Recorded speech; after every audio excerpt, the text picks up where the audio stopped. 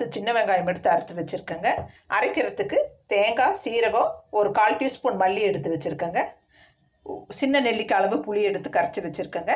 கடுகு, வெந்தயம், சீரகம் தாளிக்க எடுத்து வச்சுருக்கேங்க. பெருங்காயத்தூளுங்க.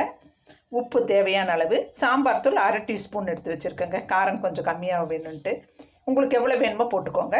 தக்காளி 2 பொடியாக அறுத்து வச்சுருக்கேங்க. புளித்தண்ணி, அவ்வளோதாங்க. இப்போ நம்ம தாளிக்கிறது பார்க்கலாங்க.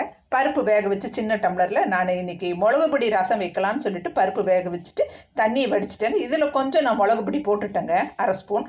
அதனால தான் நான் சாம்பார் தூள் கம்மி பண்ணிக்கிட்டேங்க. மிளகு பொடி ரெசிபி நான் என் சேனலில் போடுறேங்க. இப்போ நம்ம எப்படி செய்யலான்னு பார்க்கலாங்க. இப்போ நான் இந்த 2 ஸ்பூன் எண்ணெய் எடுத்து வச்சுருக்கிறத நான் வடக்கல்ல ஊற்றிடுறேங்க. எண்ணெய் காயுதுங்க. காஞ்சதும் கடுகு, வெந்தயம், 1/4 டீஸ்பூன் சீரகம் போட்டுடலாங்க. பாருங்கள், பொரியுதுங்க. இப்போ நல்லா பொரியுதுங்க. பெருங்காயத்தூள் கொஞ்சம் போட்டுக்கலாங்க.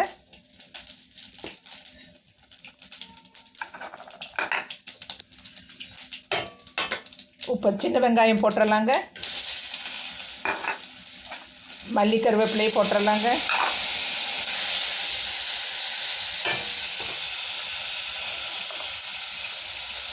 இப்போ தக்காளியை போட்டுடலாங்க.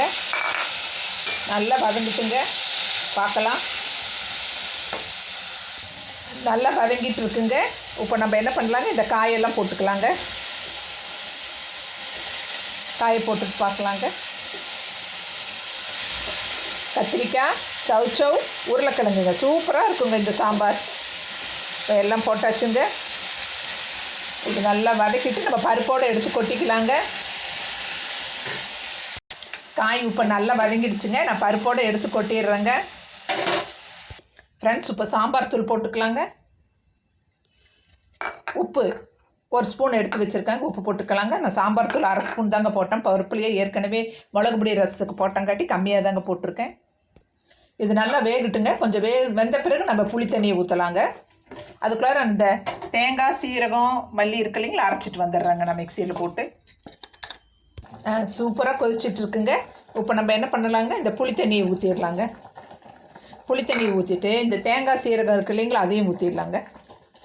சூப்பராக இருக்குங்க இட்லிக்கு இந்த சாம்பார் அவ்வளோ நல்லா இருக்குங்க. சரிங்களா? இது குக்கரில் நம்ம 2 சவுண்டு விட்டு பார்க்கலாங்க. பாருங்கள், சுட சுட இட்லி ரெடியாக இருக்குங்க. இட்லிக்கு சாம்பார் சூப்பருங்க. சவுண்டு விட்டுட்டு நம்ம பார்க்கலாங்க. சரிங்களா? ஓகேங்க ஃப்ரெண்ட்ஸு, சூப்பராக ரெடி ஆகிடுச்சுங்க சாம்பார். இப்போ பிளேட்டிங் பண்ணி பார்க்கலாம். சூப்பராக சாம்பார் பாருங்கள் ரெடி ஆகிடுச்சுங்க. அவ்வளோ நல்லா இருக்குங்க. இட்லி, தோசை, சாப்பாடு எல்லாத்துக்குமே சூட்டாக இருக்குங்க.